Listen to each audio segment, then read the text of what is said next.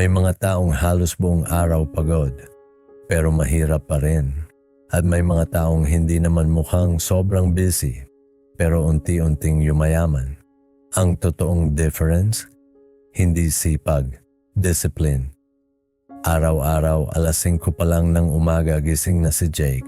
Habang madilim pa ang kalye, nagkakape na siya sa maliit nilang kusina habang nagbibihis papasok sa trabaho.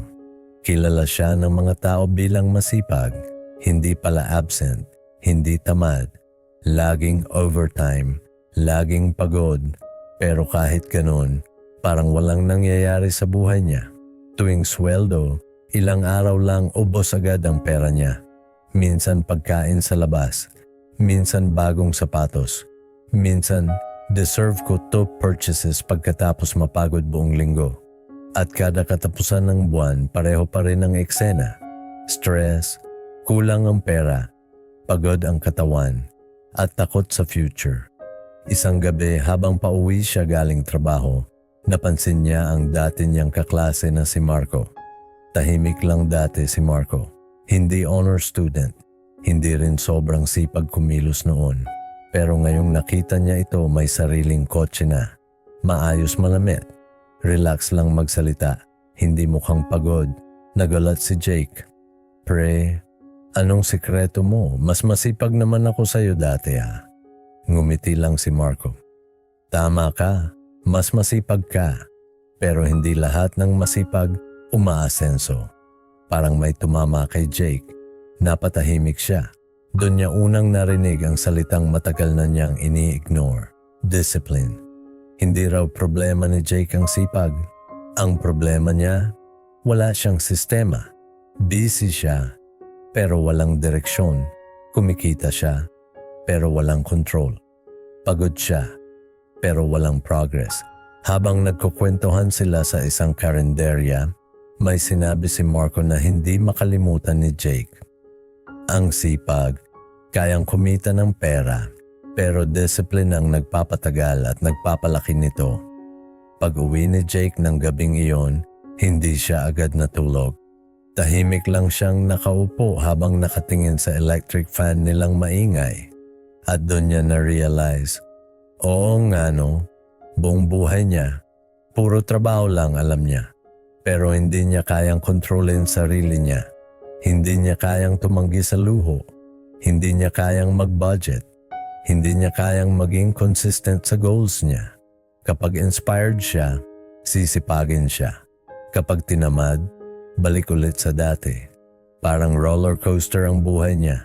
Kinabukasan may binago si Jake. Hindi dramatic. Walang new year, new me. Maliit lang. Naglista siya ng expenses. Tinanggal niya muna ang online shopping. Bawasan muna milk tea. Bawasan muna gala. At unang beses sa buhay niya, nagtabal siya ng pera bago gumastos. Noong una, hirap na hirap siya. Pakiramdam niya parang pinaparusahan niya sarili niya. Habang ang mga katrabaho niya, kain dito, bili doon, si Jake tahimik lang. Minsan natitempt siya. Minsan gusto niyang sabihin, enjoying ko na lang buhay ko. Pero may naalala siyang sinabi ni Marco. Ang disciplined na tao, hindi niya hinahayaan na emotions ang magdesisyon para sa future niya. Unti-unti nagbago ang routine ni Jake. Mas maaga siyang natutulog. Mas maaga siyang gumigising. Nagbabasa siya kahit 20 minuto kada araw tungkol sa pera at self-control. Hindi na puro scroll sa cellphone, hindi na puro dopamine. At habang tumatagal, may napansin siya. Hindi agad yumaman si Jake, pero unang beses, hindi na siya laging problemado. May emergency fund na siya. Hindi na siya kinakabahan kada due date. Hindi na siya umaasa sa utang. At mas importante, mas kalmado na utak niya. Lumipas ang 1 taon, habang ang iba niyang kasamahan, pareho pa rin ang reklamo. Pagod na ko. Kulang sweldo. Walang nangyayari. Si Jake tahimik lang. Dahil sa unang pagkakataon, may naipon na siya. Hindi milyon, pero may progress. At doon niya naintindihan ang bagay na hindi tinuturo sa school. Hindi sapat na hardworking ka. Maraming pagod sa mundo, maraming busy, pero hindi lahat umaasenso kasi ang sipag na walang discipline nauuwi lang sa burnout. Pero ang disciplined na tao, kahit maliit ang kita sa umpisa, lumalaki dahil marunong siyang maghintay, mag-control, mag-focus, at umulit kahit walang instant reward. Isang gabi, dumalaw ulit si Jake sa bahay ng nanay niya. Habang naghahapunan sila, napansin ng nanay niya na iba na siya. Mas tahimik, mas composed, mas mature. Tumaas ba sweldo mo? Tanong ng nanay niya. Ngumiti si Jake. Hindi po. Bakit parang mas gumaan buhay mo? Saglit siyang natahimik bago sumagot. Kasi ngayon lang ako natutong kontrolin sarili ko.